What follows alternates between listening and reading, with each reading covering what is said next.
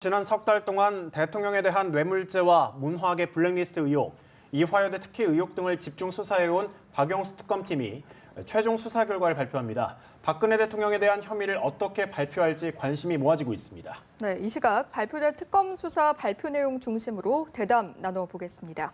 장성우 건국대 교수, 강석진 전 서울신문 편집국장, 김광삼 변호사 세 분 모셨습니다. 어서 오세요. 네, 안녕하세요. 예.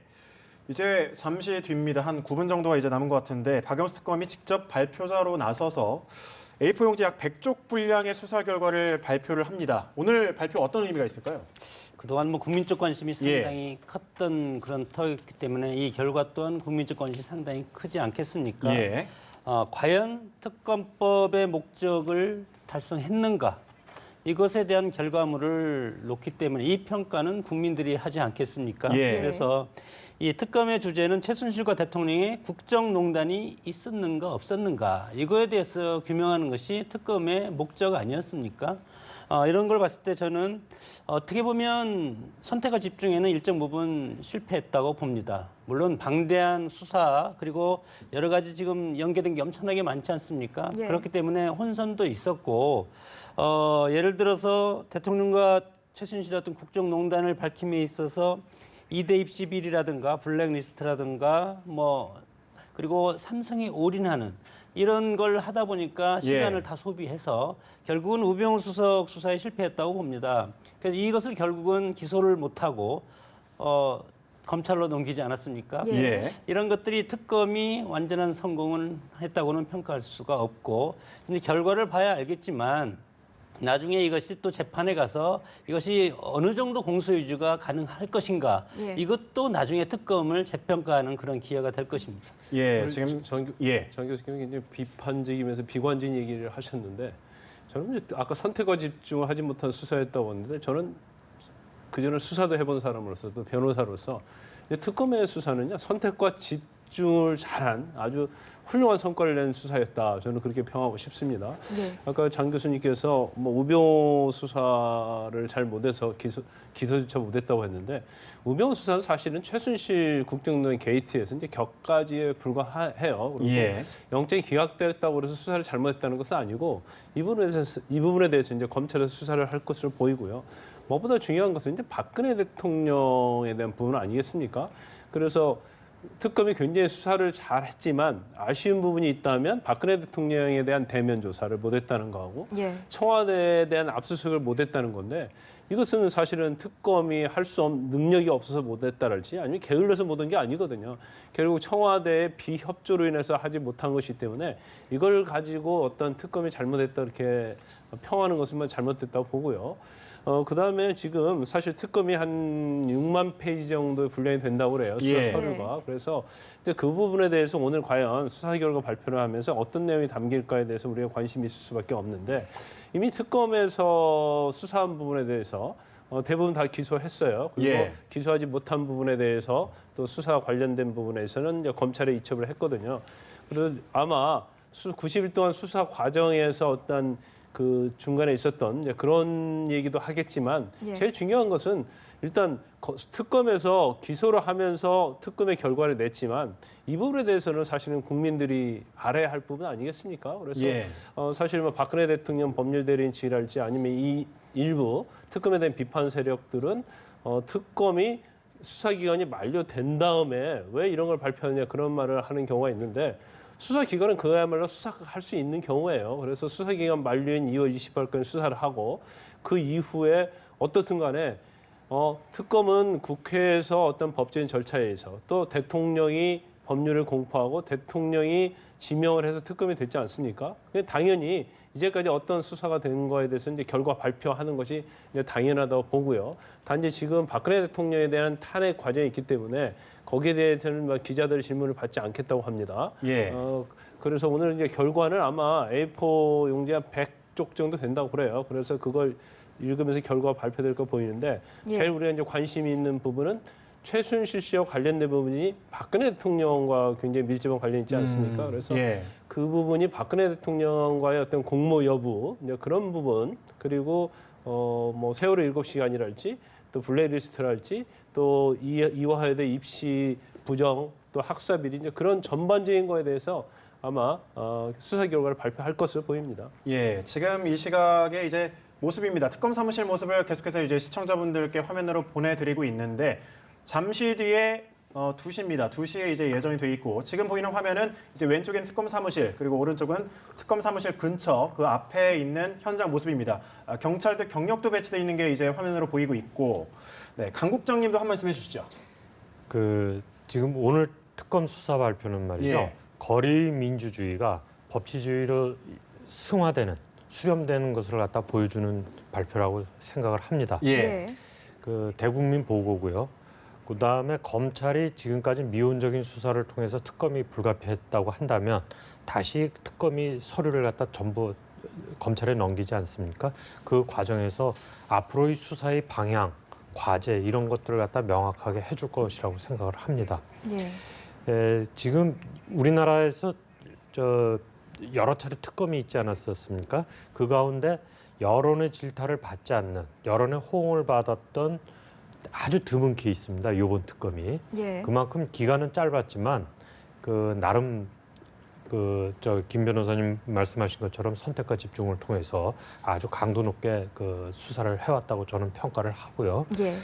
우병우 전 민정수석에 대한 수사가 좀 제대로 안 됐다든지 청와대 압수수색이 제대로 안 됐다든지 대통령에 대한 대면 조사가 안 된 부분, 미진한 부분과 관련해서는 당연히 피의자들이 적극적으로 협조하지 않은 점, 예. 피의자들이라는 건 당연히 적극적으로 협조하지 않겠지만 이분들이 국가 기구가 어떻게 움직여야 되는지에 대한 기본적인 그런 태도도 갖추지 못한 채 협조하지 않았다는 점에서 비난받아 마땅하고요. 그다음에 특검이 연장되지 않은 점이 굉장히 아쉽습니다. 역사적으로는. 이 특검이 연장되지 않은 거에 관해서는 거슬러 올라가면 민주당이 거국내각 총리서부터 좀 받아들이지 않은 데서부터 출발을 합니다만은 특히 이번에 황교안 권한대행이 이 부분을 갖다가 역사적 의미를 갖다 망각을 하고 특검 연장을 하지 않은 점에 대해서는 대단히 아쉽게 생각을 합니다. 네, 특검 사무실 연결해서 박영수 특별검사의 그동안 수사 결과 발표하는 모습을 함께 지켜봤습니다. 역시 이제 질문은 따로 없었고요. 자, 여기에 대해서 어떻게 보셨는지 세 분께 먼저 간단하게 듣고 하나하나 짚어보도록 하겠습니다. 먼저 말씀해 주시죠. 어떻게 보셨나요? 그동안 매일 2시 반쯤 대변인을 통해서 발표를 해왔지 예. 않습니까? 예. 그거에 대해서 간추린 내용밖에 없다 그렇게 봅니다. 특별한 마지막에 특검에 대해서 새로운 팩트를 밝히거나 그런 것은 없고 물론 그동안에 쭉 이렇게 체계적으로 국민들한테 특검법에도 그게 나와 있지 않습니까? 예. 언론이라든가 국민들한테 보고한다. 그런 조항이 있었기 때문에 그렇게 쭉 보고를 해왔겠지만 결과는 그겁니다. 아까 제가 처음에 말씀드렸듯이 가장 핵심적인 것이 대통령과 최순실 사이의 관계인데 궁극적인 하나의 객체인 주체인 대통령의 서면 조사나 대면 조사 그리고 청와대 압수수색이 실패하지 않았습니까? 물론 여러 가지 한계점도 있었지만 그것도 또한 특검의 책임이라고 저는 생각을 합니다. 그런 상황에서 그리고 여러 가지 피의자를 조사함에 있어서 자백에 의존하는 그런 경향이 상당히 강하기 때문에 결국은 이 모든 것을 검찰에 넘긴다. 이것이 이제 결론인 것 같은데 그러면 그동안에 기소했던 사람들을 공소유지를 어떻게 할 것이냐. 이것은 특검이 이제 앞으로 책임을 져야 될 텐데 그것은 두고 볼 일이라고 봅니다. 예, 강 국장께서는 어떻게 보셨습니까? 우선은 언론 보도 그 사이에 있었던 것과 크게 내용이 벗어나지는 않는다라는 인상을 하나 받았고요. 예. 두 번째로는 이거 재판 굉장히 주목해봐야 되겠다. 굉장히 치열한 법리 논쟁이 벌어지겠구나라는 생각이 듭니다. 지금 특검에서 뇌물죄 부분이라든지 최순실 씨 재산이라든지 이런 것들을 갖다가 쭉 지금 이야기를 했는데 지금까지 이제 그런 정도 내용이 특검에서 이제 흘러나올 때마다 저것이 공소유지를 갖다 충분히 할 수 있을 만큼 또 법원에서 유죄 판결을 받을 수 있을 만큼 또 상대방 그 피의자들로부터 반론이 제기됐을 때 충분히 유지를 할 수 있을 것이냐에 대해서 굉장히 우려하는 목소리들도 많았었는데 예. 지금 특검 발표 자체가 그것을 갖다 해소해 주는 것 같은 기분은 안 들었습니다. 예. 그래서 앞으로 특검에서 조금 재판에서 공소 유지하는데 좀 더 많은 노력이 필요할 것 같고 그 재판 과정을 갖다가 우리 국민들이 좀 잘 지켜봐야 될 것 같다.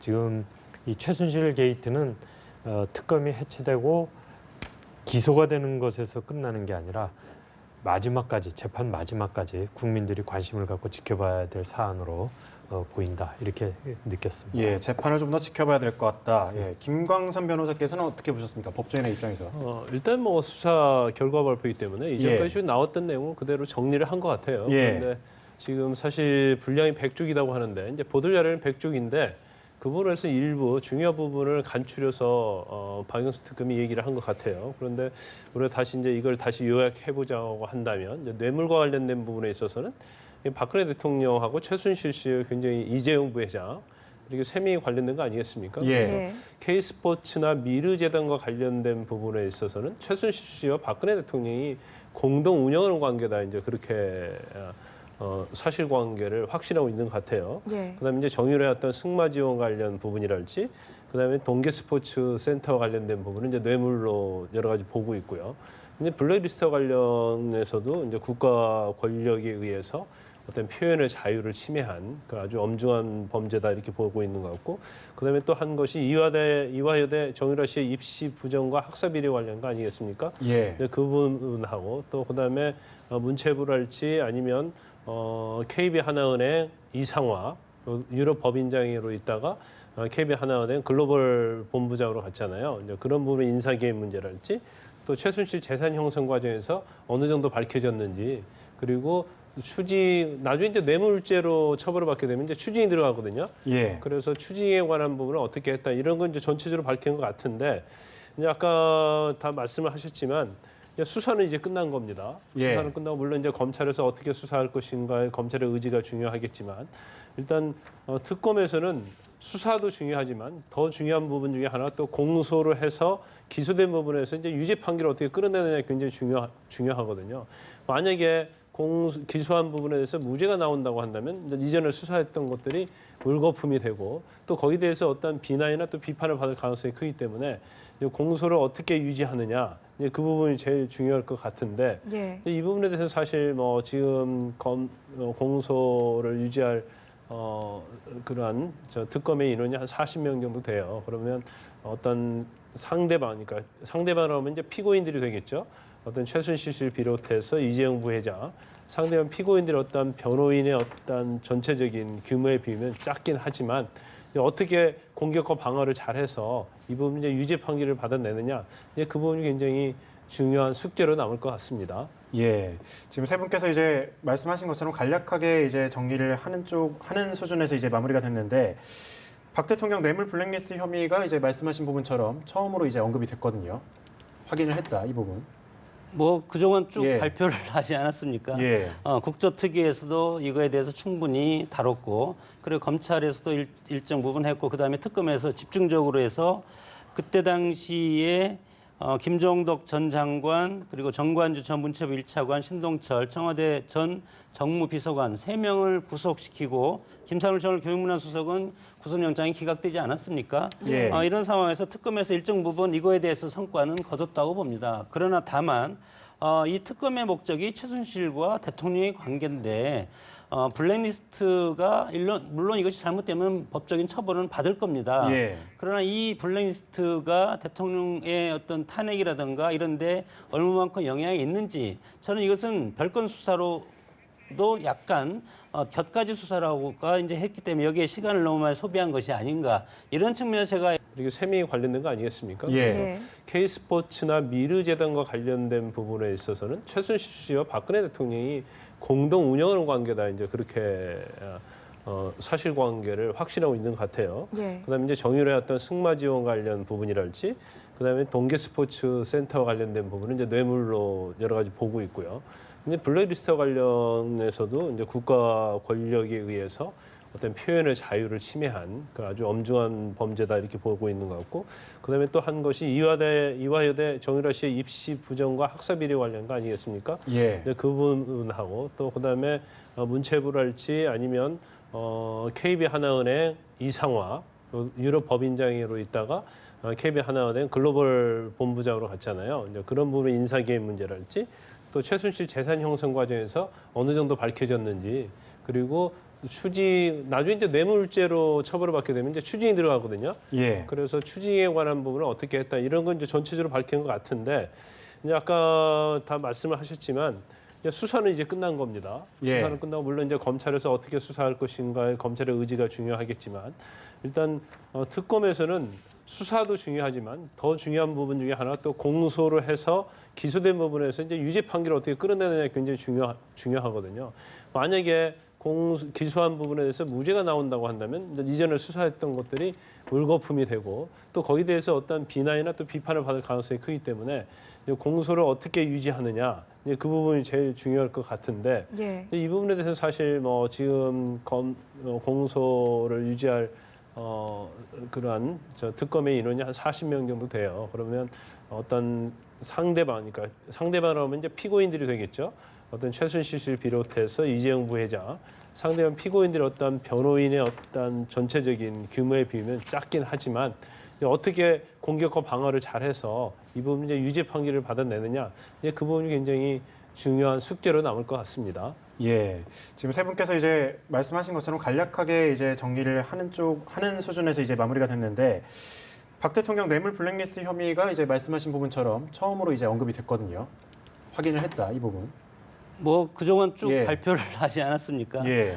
국조특위에서도 이거에 대해서 충분히 다뤘고, 그리고 검찰에서도 일정 부분 했고, 그다음에 특검에서 집중적으로 해서 그때 당시에 김종덕 전 장관, 그리고 정관주 전 문체부 1차관, 신동철 청와대 전 정무비서관 3명을 구속시키고 김상훈 전 교육문화수석은 구속영장이 기각되지 않았습니까? 예. 이런 상황에서 특검에서 일정 부분 이거에 대해서 성과는 거뒀다고 봅니다. 그러나 다만 이 특검의 목적이 최순실과 대통령의 관계인데 블랙리스트가 물론 이것이 잘못되면 법적인 처벌은 받을 겁니다. 예. 그러나 이 블랙리스트가 대통령의 어떤 탄핵이라든가 이런 데 얼마만큼 영향이 있는지, 저는 이것은 별건 수사로도 약간 곁가지 수사라고가 이제 했기 때문에 여기에 시간을 너무 많이 소비한 것이 아닌가, 이런 측면에서 제가 애초에 선택과 집중에 실패했다는 것이고, 이것보다는 오히려 경제 공동체라는 것을 입증을 해야 되지 않겠습니까? 예. 특검이 마지막 오늘 조사 결과를 발표하면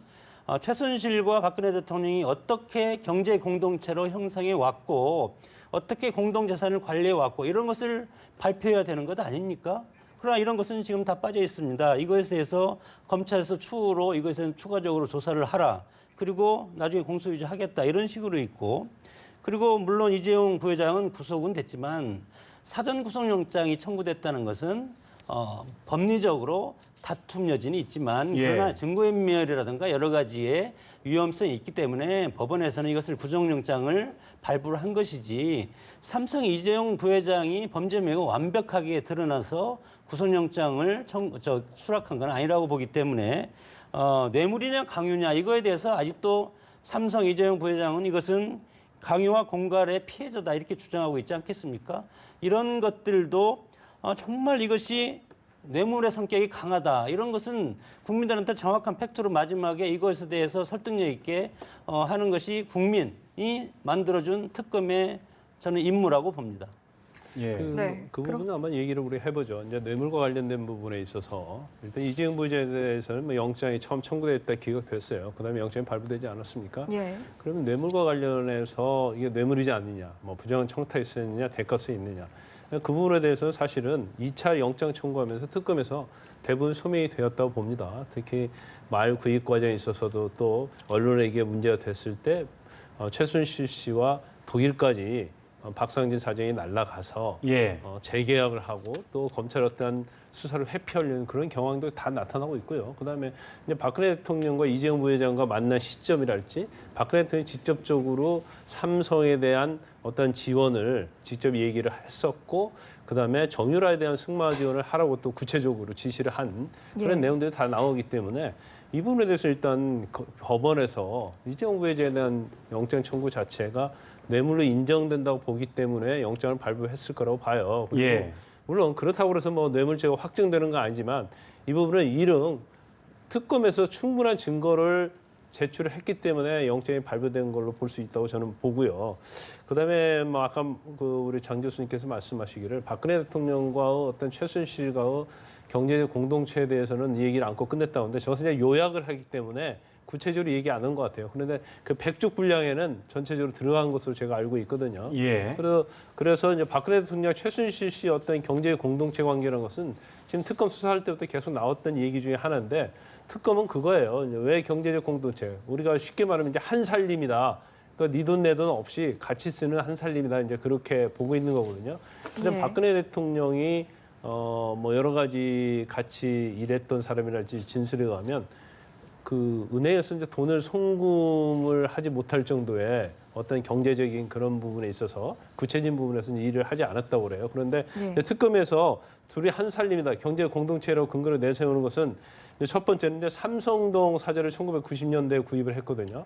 그런데 그 당시에 장충동에 있던 사저를 팔고 삼성동 사저를 구입했는데 그 과정에 있어서 최순실 씨의 어머니 임선희 씨가 그걸 다 주도를 했다는 거예요. 최순실 씨하고. 예. 그런데 지금 박근혜 대통령 법률대리인 측에서는 그 돈은 장충동 있던 사재를 팔아서 이것을 산 것이라고 하는데 사실은 금액 차이도 한 4억 이상이 나요. 예. 예. 그다음에 만약에 삼성동에 있는 주택을 샀다고 하면 장충동에 있는 것을 팔면서 잔금을 받아서 금액을 지불했어야 하는데 그 금액 지불 시점이 삼성동 자택 구입한 이후단 말이에요. 그렇다 본다면 이 돈이 어디서 나왔느냐? 이것은 결국 최순실 씨 측 주머니에서 나왔는데 이건 그냥 거저 준 게 아니고 박근혜 대통령과 한 살림이기 때문에 이게 한 것이다 이제 그런 근거를 보고 있고요. 그다음에 또 중요하게 보는 부분 중에 하나가 이제 의상구입과 관련된 부분이거든요. 예. 그러니까 대통령이 입을 옷을 위해서 이제 의상실을 운영했다고 해요. 그러면 의상실을 운영하면서 또 직원들이 있었는데 의상실이나 직원들의 월급도 최순실씨가 다 지급을 했다는 거고 또 박근혜 대통령 옷 자체에 대해서도 그냥 대금을 받지 않고 물론 윤 전 출의 이영세 행정관이 뭐 헌재에 나와서는 노란 봉투에다 뭐 돈을 넣어준 것 같다 했지만 그 부분이 확실하지 않다는 거죠. 그러면 최순실 씨가 다 그걸 돈을 내줬다고 하는데 최순실 씨 돈을 낸 게 아니고 같이 한 지갑이기 때문에 거기서 돈이 나온 거라 이렇게 보는 거고요. 그다음에 이제 비선진료와 관련된 부분에 있어서도 근거를 보고 있는데 계속적으로 뭐 기치료 아줌마랄지 김영재 원장 뭐 비선진료 의료를 다 예. 소개시키지 않습니까? 이제 그 과정에서도 박근혜 대통령이 돈을 지불하지 않고 이제 최순실 씨 했기 때문에 여러 가지 상황을 보면 박근혜 대통령과 최순실 씨는 거의 경제적으로 같이 공유하는 사이였다. 그러면서 최순실 씨 어떤 사업을 위해서 박근혜 대통령에게 부탁을 하면 박근혜 대통령이 이걸 안종범 전 수석에게 전달해서 도와주는 형태였다. 이렇게 이제 특검을 바라보고 있는 거예요. 예. 말씀해 주신 것처럼 사실 이렇게 박 대통령과 최순실을 둘러싸고 재산에 얽힌 사안들이 좀 있었는데 최순실을 비롯한 최순실 일가에 대한 재산 부정 축제 이 부분도 좀 밝혀질지 사실 관심을 모았었는데 결국에는 밝히기는 좀 어려웠던 것 같습니다. 저는 처음서부터 이게 굉장히 어렵다라고 봤습니다. 왜냐하면 워낙 오래전 일 아닙니까? 그렇고 하고 박근혜 대통령하고 지금 이제 한 살림 이야기가 나왔지만 박근혜 대통령하고 최순실 관계를 갖다가 이렇게 쭉 보면 한 살림인지는 잘 모르겠지만 예. 굉장히 깊은 상호 의존 관계를 맺고 있었다. 신세와 은혜가 깊이 연관이 돼 있는 가운데 돈들이 오고 갔다 이렇게 보여지는데 예. 그럼 최순실은 저 많은 돈을 어디서 취했느냐? 뭐 생산 활동에 종사한 것도 없고 노동을 한 것도 기록에 나타나고 있지 않는데 돈은 엄청나게 많단 말이죠. 예. 그런데 저게 분명히 우리는 다 심증은 있죠. 그러나 저걸 밝혀내려면 그 기록을 다 찾아야 되고 그러나 오래전 일이라 기록도 없고 시효도 만료됐고 조사에 응할 그것도 없고 예. 그다음에 이번 같은 경우에는 최순실 씨가 독일에 이제 재산을 좀 갖고 있을 가능성이 제기가 됐는데 예. 독일 그 재산을 갖다 조사하기에는 특검이 거기까지 힘이 미치지 못하지 않았습니까? 하다못해 정유라도 못 데려오는 판인데요. 그러니까 이제 조사가 좀 미진한 부분들이 있었을 걸로 보입니다. 그래서 저는 처음서부터 저거 제대로 밝혀내기가 굉장히 쉽지 않겠다 이렇게 봤었습니다. 예. 문화예술계 블랙리스트 의혹에도 이제 대통령을 공모자로 이제 보고 발표를 했습니다. 박 대통령의 역할이 상당 부분 있었다 이런 식으로 파악이 됐죠. 뭐 특검의 예. 일관된 입장이라고 봅니다. 뇌물죄도 마찬가지고 문화계 블랙리스트 대통령이 지시가 없었으면 이렇게 하지 않고 이것은 이념의 문제가 아니고 정파의 문제다. 예. 이렇게 특검에서 구체적으로 적시하지 않았습니까? 예. 이것 또한 앞으로 법원에서 입증을 해서 치열한 법리 공방을 해야 된다고 봅니다. 애초에 이거에 대해서 조윤선, 김기춘 전 실장에 대해서 강력하게 부인했지만 예. 구속영장에서 지금 구속 수감 중에 있지 않습니까?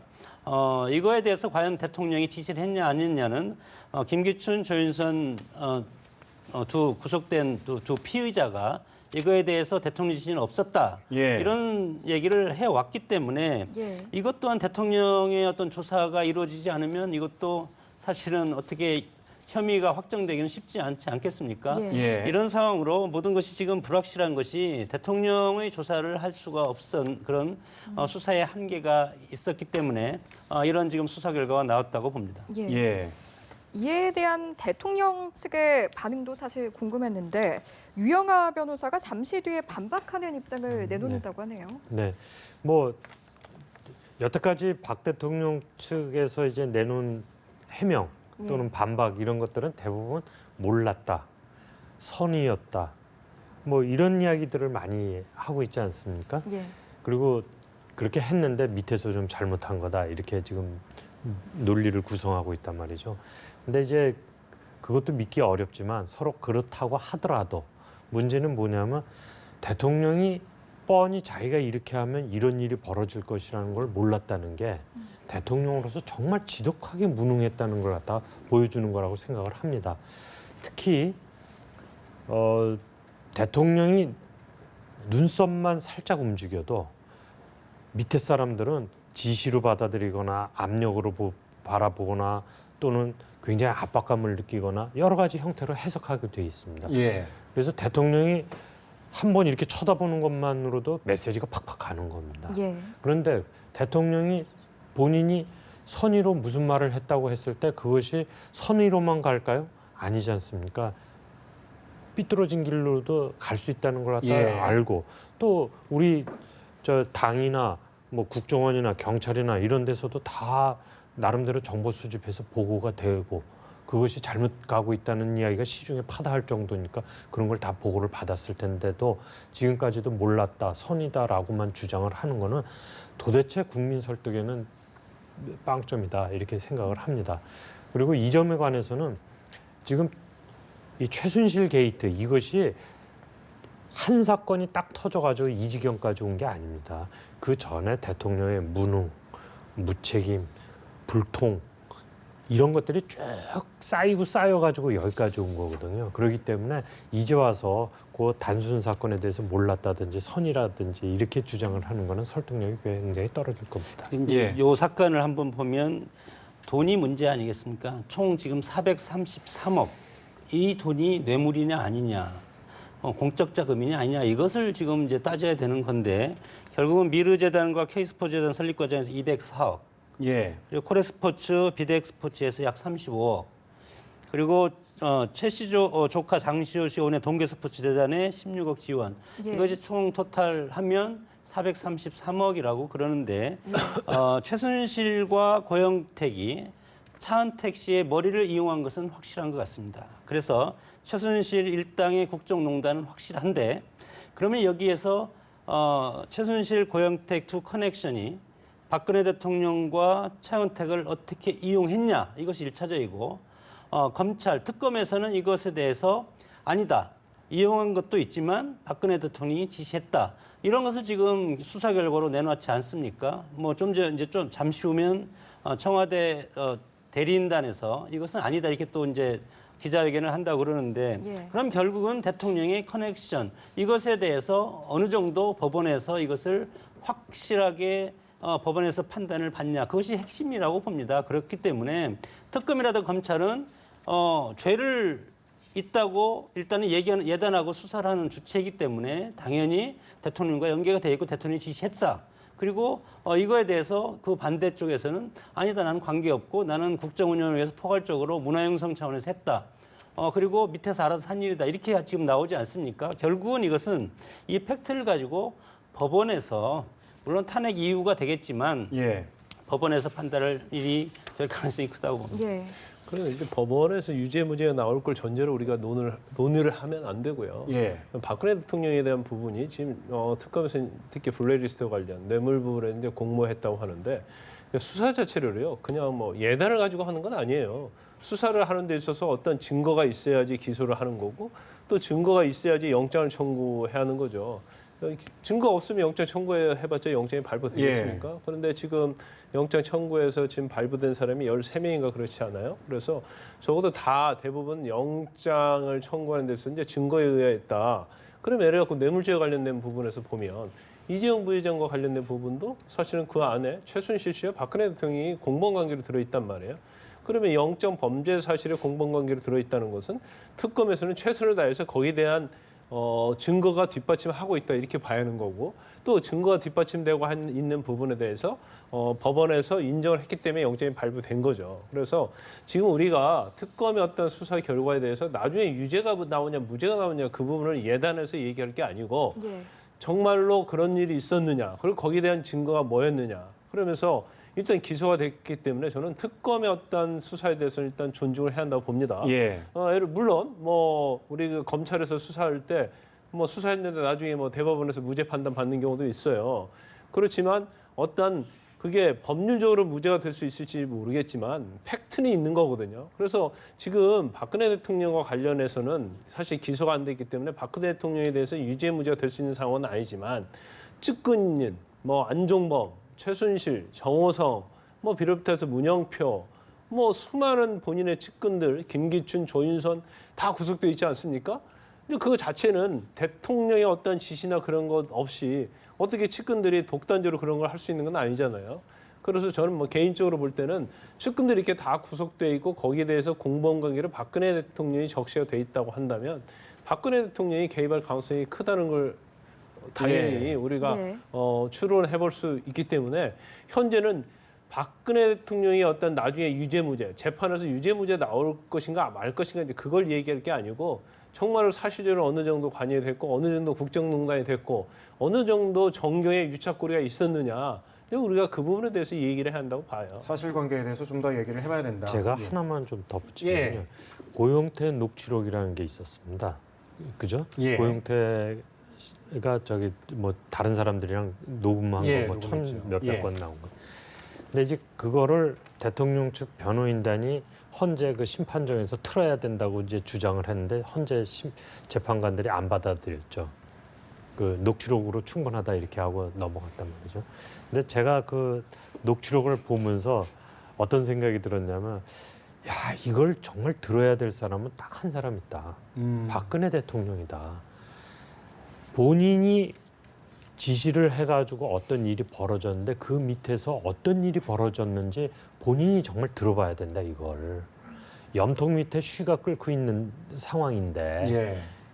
이게 본인이 아무리 선이고 아무리 몰랐다고 그러지만 그게 그 지경까지 돼가지고 작당 모의 해가지고 그 돈을 빼돌려 가지고 하려고 하는 그런 어처구니 없는 일들이 벌어지고 있다는 것, 그걸 박근혜 대통령이 반드시 들었어야 된다. 그렇게 하고 창피한 줄 알아야 되고 국민 앞에 죄송하다고 국민 앞에 정말 사죄할 그런 마음을 가졌어야 된다. 저는 그렇게 생각이 듭니다. 예. 그 고용태 녹취록 하나만 봐도 대통령이 꼭 그거 듣고 반성을 해야 됩니다. 예, 알겠습니다. 말씀 여기까지 듣도록 하겠습니다. 수사 결과와 관련해서 장성호 건국대 교수, 강석진 전 서울신문 편집국장, 김광삼 변호사와 함께 말씀 나눠봤습니다. 고맙습니다. 고맙습니다.